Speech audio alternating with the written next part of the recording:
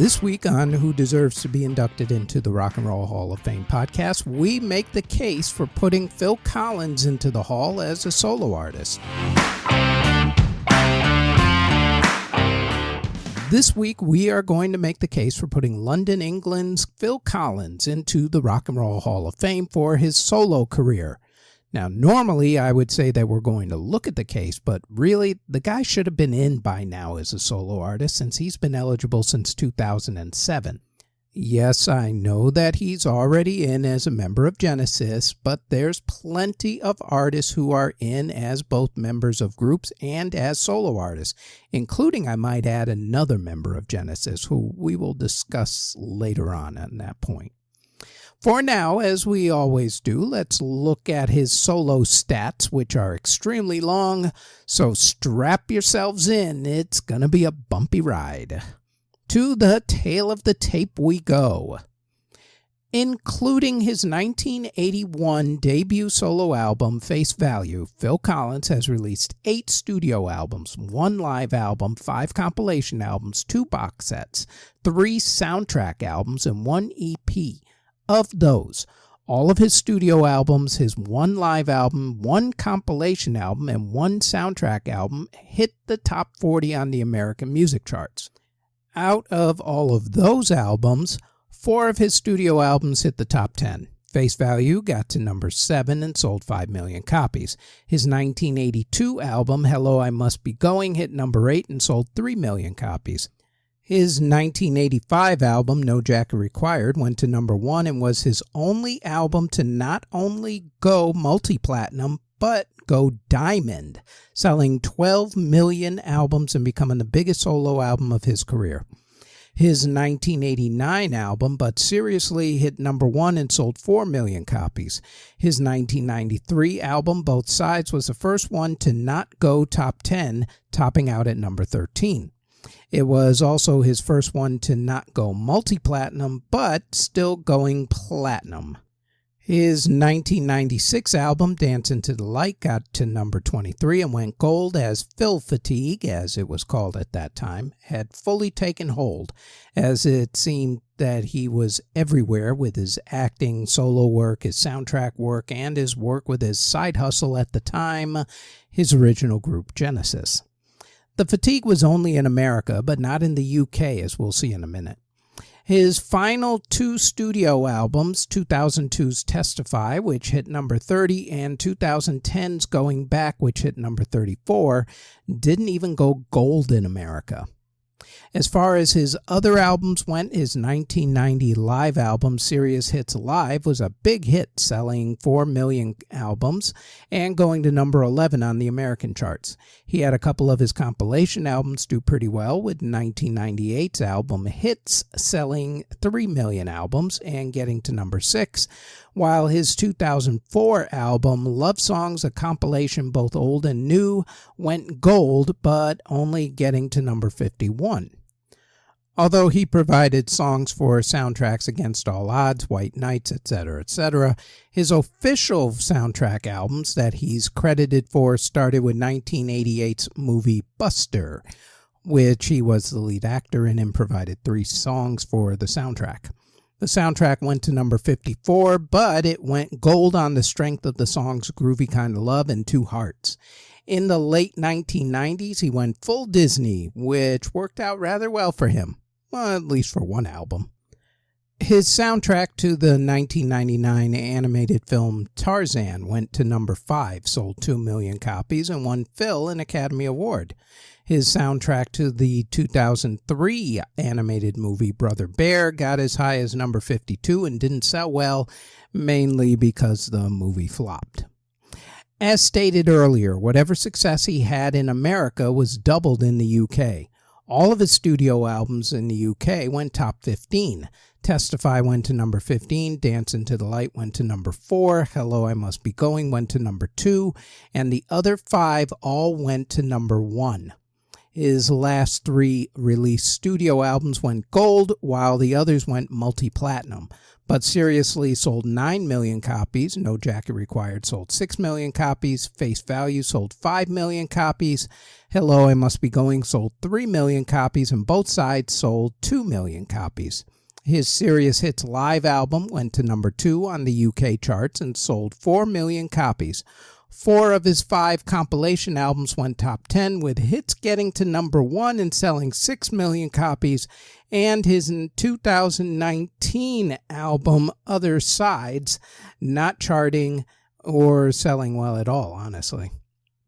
His 3 other compilation albums went platinum, with Love Songs and 2016's The Singles selling 2 million copies, while 2004's Platinum Collection did just that. It went platinum. Phil's soundtrack album, The Buster, went to number 6 and sold 3 million copies, while Tarzan went to number 21 but didn't sell well in the UK at all. Neither did Brother Bear, by the way, which didn't even bother to chart. As far as his singles went, Phil released 50 of those. Of those, 29 went top 40 on the American charts, with 17 of those going top 10, including 7 that went to number 1. Against All Odds from the movie of the same name, Sussudio, One More Night, Separate Lives from the movie White Knights, A Groovy Kind of Love, and Two Hearts, both from the Buster soundtrack, and Another Day in Paradise. For the record, the song that is probably most associated with him these days, especially after its memorable inclusion in the pilot episode of Miami Vice in 1984, only got as high as number 19 on the American charts, but it is considered a classic. That song, of course, is In the Air Tonight off of Face Value. In the UK, 25 of his songs went top 40. Of those, 13 hit the top 10, including 3 that hit number 1. His cover version of the Supremes' hit You Can't Hurry Love, his duet Easy Lover with Philip Bailey of Earth, Wind & Fire, and A Groovy Kind of Love, which is a cover version of a song that has an interesting history. It was songwriter Carol Bayer Sager's first hit single, which she wrote with Tony Wine when she was known as Carol Bayer, and the melody was based on a piece by classical composer Muzio Clemente. The duo Diane and Anita did the first version of the song, but the British group The Mindbenders made the song a hit. Phil took it decades later and turned it into a massive hit. Aside from the songs that were already mentioned, other hits that Phil has had over the decades include I Missed Again, I Don't Care Anymore, Don't Lose My Number, Take Me Home, I Wish It Would Rain Down, Something Happened on the Way to Heaven, Do You Remember, Who Said I Would, Dance Into the Light, True Colors, his remake of the Cyndi Lauper hit, and You'll Be in My Heart from the Tarzan soundtrack, which won him an Academy Award for Best Song. As a solo artist, Phil Collins has sold over 150 million albums worldwide, with 33.5 million of those albums sold in America alone.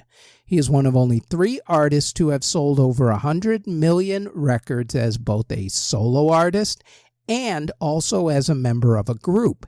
His group, of course, being Genesis.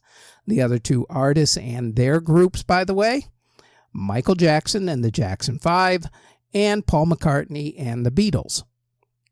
Phil played drums on Band-Aid's Do They Know It's Christmas and was the only artist to play in both of the Live Aid concerts in London and Philadelphia. So if you actually want to throw Do They Know It's Christmas into one of his number 1 hits, sure, why not? Phil was nominated for 3 Academy Awards, winning 1 for Tarzan. He also had to suffer the indignity of sitting in the audience while watching actress Anne Reinking perform his Academy Award-nominated song Against All Odds, because the Academy didn't think that Phil was famous enough at the time to perform his own song. That's really insulting. He's won 8 Grammy Awards out of 26 nominations. He's also won 2 out of 3 Golden Globe nominations, 3 out of 8 American Music Award nominations, 6 out of 12 Brit Award nominations, and 4 out of 5 Billboard Award nominations. He received a star on the Hollywood Walk of Fame in 1999 and was inducted into the Songwriters Hall of Fame in 2003 and at least 2 different Drummers Halls of Fame. Rolling Stone magazine ranked him as the 43rd greatest drummer of all time. The song In the Air Tonight is on Rolling Stone magazine's 500 greatest singles of all time list. Wow, that is a really long set of grade A stats. All that alone should have gotten him in 2 decades ago. Add to that, influencing artists like Kanye on his 808s and Heartbreak album with all the drum machines, Pharrell Williams and Lorde, along with influencing drummers like Jason Bonham and the late great Taylor Hawkins, plus his distinct songwriting style to go along with all of his commercial and award success. Also, add to that the fact that I don't care who you are, what gender, nationality, political persuasion, whether you're a liberal, whether you're MAGA, whether you're Reform Party, whether you're Labor Party, whatever generation you are, when the drums kick in on In the Air Tonight, you know for a fact you automatically air drum it, complete with the drum sounds of do-doom, do-doom, do-doom, do-doom, do-doom. Don't lie. That, my friends, right there is the mark of great songwriting. So, with all of that going in his favor, there is no reason why Phil shouldn't be in already. So what gives? Why haven't they bothered putting him in by now? Well, Hall of Fame head John Sykes thinks that Phil should be in, but he says that there's a backlog of great artists who should be in before him, and that Phil is being left out because of that. Still others think that the Hall voters have something against putting an artist in who is already part of a group, and that group happened to get in. Ozzy Osbourne got in finally. Black Sabbath got in a long time ago. Maybe that's it. Maybe it's just they need to stretch it like 2 decades between the 2 actual things happening, which is, again, really, really insulting. So, according to Hall voters, I guess, since Phil got in as a member of Genesis, then he shouldn't get in as a solo artist regardless of his credentials? Okay, that's a stupid argument. And I don't even have to go to the Beatles or Eric Clapton to prove this one wrong. I'm going to stick with Genesis. As I mentioned earlier, former Genesis member Peter Gabriel was inducted into the Hall in 2014 as a solo artist. So why shouldn't Phil? Granted, Phil isn't as avant-garde or progressive with his music as Peter, but still, who cares? Phil has more commercial success and critical success than most artists who are already in the Hall.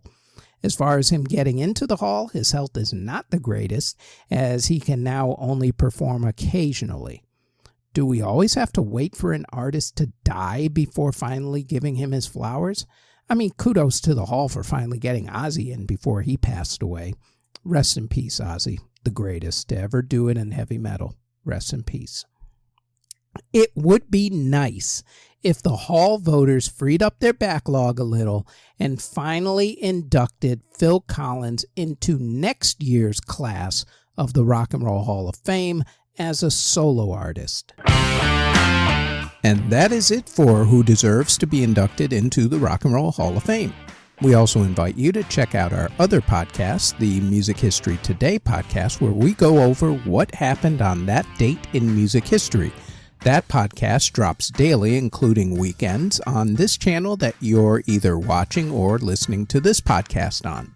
We also have the Music History In-Depth podcast, where we go more in-depth into the events that happened for that week in music history. And that podcast posts every Tuesday on this channel that you're either watching or listening to this podcast on. Thank you very, very much for listening or watching if you're on YouTube or Spotify.